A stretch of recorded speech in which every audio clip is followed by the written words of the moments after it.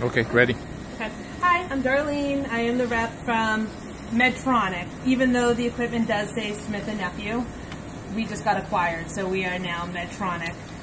These are hysteroscopes. There's only one tray. It's coming from the MIGS unit upstairs. They only have one scope as of right now. The tray is a little different than this. It's a silver tray, and it actually has little components and outlines and pictures as to where each part of the scope goes, so they made it pretty simplistic. I have a couple of scopes here just because they have the newer one, which if you look on here, it has a bevel tip on the sheath as opposed to the hysteroscopes you probably have here that are just have a flat edge. So yours, the scope and the sheath alike will have that little bevel tip. In terms of putting it together, I know you guys don't do a lot of that, but you're taking it apart for the most part. You're just kind of clicking it into place. There's a J-lock right here on the top. You push down, and it slides right off. Do it one more time. So you can see it right there. Yep. Push down, and it slides right off. So one of the biggest things that we tell all the sterilization teams we work with is that everything needs to come off. We know that the scrub techs are supposed to do it, or up in that office, the nurse is supposed to do it, and I have trained them to, but I'm sure it'll come back to you not done properly. All these little nuts are supposed to come off. So on the inflow right here, I can't do it right now. Mine's on really tight. These are supposed to come off. These little nuts right here are supposed to come off. Sorry, I can't get these off.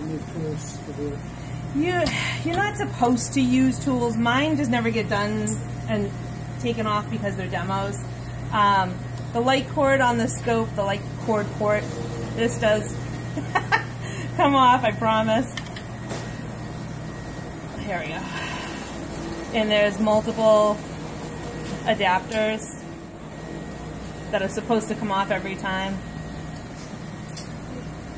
My adapter. Thank you very much. These nipples are the only nipples that are supposed to be used with this scope. There'll be a few in the tray, but upstairs they have bought over 100 of them because it's very easy to lose, and it's also very easy to fall out or fall off during a case if they pull it the wrong way. So they have extras upstairs. So there should be at least 3 per tray coming down, and they probably should send the rest of them down to you guys so you have them, but I'm not sure what the process is on that. This is the shaver or the morcellator. When cleaning, when brushing, it just has to have the thumb lever up in the on position so that you can actually brush through and it can be cleaned properly. The this little black cap, it twists on and off.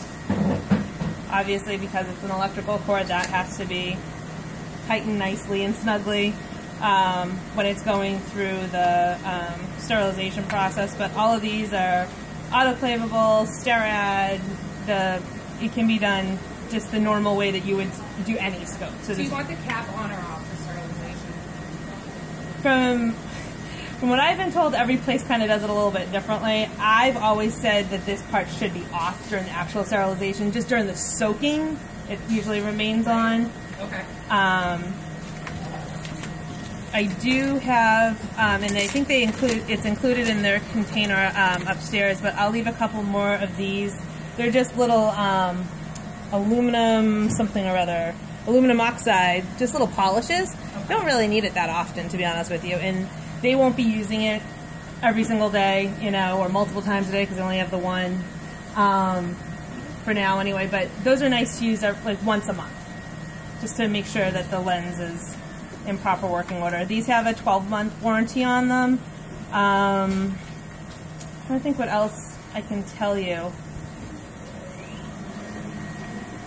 These, you'll have one of these sticks inside. All it really is to replicate a blade. They're not going to be using this part because they're not using a fluid management system, but it will probably be in the tray. Otherwise, if it's not, they've pulled it out. But just in case it's in there, I don't want you to think it's a disposable piece and toss it. It does have a reference and lot number on it. But I've instructed them to pull it out, so hopefully it's not in there, just because why have anything extra? So ultimately, you're going to have a scope, you're going to have a sheath, you're going to have this handpiece, and 2 or 3 of those blue nipples, and that's it. And other than that, it's just removing the other little components, just to make sure we're fully cleaning. Can we revisit the brushing? Oh yeah, sure. And I love this brush that you guys have. It's nice, it's long. You'll go into the working channel on the back. It'll pop right out the other end. So you'll go here. You'll also go here where the inflow, where this little blue ring is, and you'll push down. It actually should basically fit down into here. It should cross the path of where you started for your inflow. And then on your sheath, where the yellow ring is for their outflow, it should slide all the way in as well. And then lastly, on the handpiece, as long as it's open, it will go all the way up and come all the way back. The only place that you're going to find typically the most debris is on the sheath, because the outflow holes are here. And once in a while they'll get little pieces of tissue in there, and they can be a little bit stubborn to get out, but for the most part it's never been a problem. But that's one place to check. And then our recommendation as well is when you start a new tray, and I'm sure you do it for all your stuff here, you just check to make sure there's no major damage on it, no major dents on it, and that's it. All right, thank you. Appreciate it. Question? Question. Yes. The stop cocks, when Yes. you take them apart, you need to put them back together for sterilization? No, you don't have to. They can all just stay. In the tray you guys have, it's the silver tray, and it actually has like a little bin for all the little pieces. And you can just leave all the little pieces in there, and they can assemble it upstairs. Or you can put it back together. Everybody does it a little differently. I have some places where they say if we don't put it back together, those little pieces are going to get lost. So I'm going to leave that one up to you guys. Any other questions? Yes, if they anticipate that the nipples is going to get lost, Yes. why wouldn't they come up with a solution like having a box to put them on so they don't fly with the water pressure?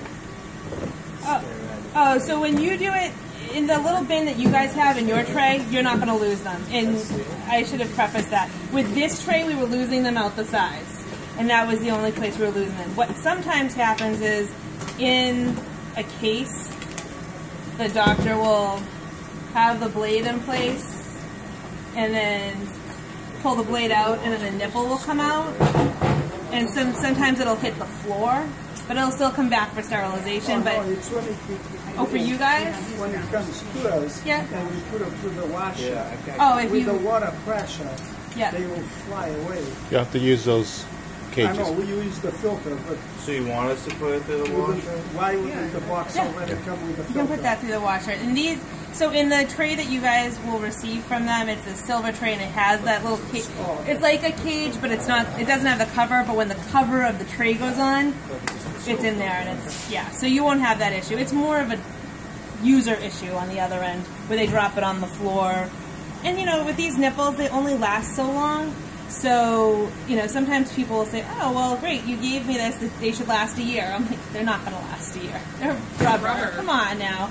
That's kind of gross anyway. So I just had them buy a bunch in advance so that if there's any issues, you guys have plenty, and there's no trying to swap them out. Because I'm sure you have plenty of them here, but sometimes if they're too tight and you put the blade down, the blade will nick a piece, and that'll end up in the cavity, which we don't want. So as long as we use our nipples, we're good to go. I think Mark's question was more based on the fact of whether or not that scope can go through the wash. Yeah, the scope that's built into it.